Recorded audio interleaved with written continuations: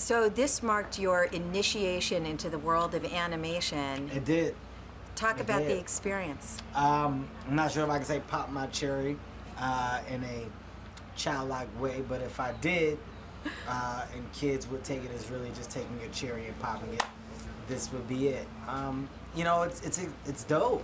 I mean, you want to do an animation film that can potentially have legs. I think anybody that jumps on board to do animation never does with the expectations of being one and done. I mean, these are things that can turn into massive successes, domestically as well as globally.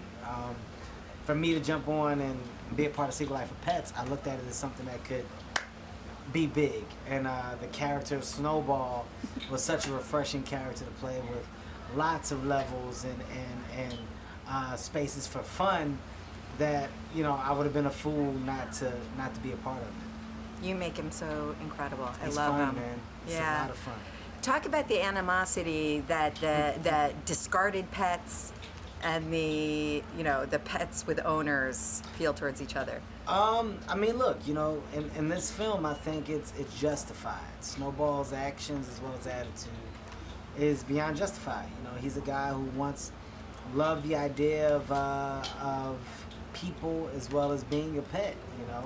He loved the idea of being attached to a person, and when that person separated itself and just left him astray, it hurt him. It left him in a place where, not only was he hurt, but he was angry. So for him, the best way to respond was to gather up a bunch of pets that had been through the same thing and start a revolution, start a war against these people. And that's what he does. And in doing so, comes across two dogs who aren't necessarily on his side of the fence that he eventually realizes are of the other spectrum. And it takes him talking to them and getting to know them for him to want to help them. And then in helping them, you see that Snowball eventually just wants what any pet wants, and that's love. So it all comes full circle. Do you have pets? I do. I have 2 dogs. What do you think they do when you're not home? My dogs cook on the stove. Yeah. My dogs make like potato salad and spaghetti as soon as I leave the house. 100%.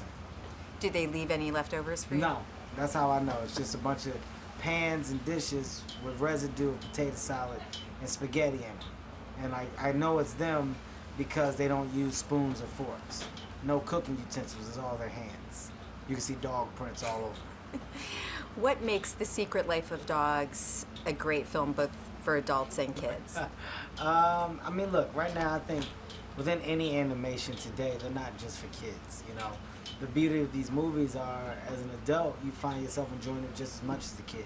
They become family movies, and anything you do as an item, as a family, as a unit, something you share. It becomes a memory. It becomes a conversation piece in your household. And I think that's the special thing about these movies.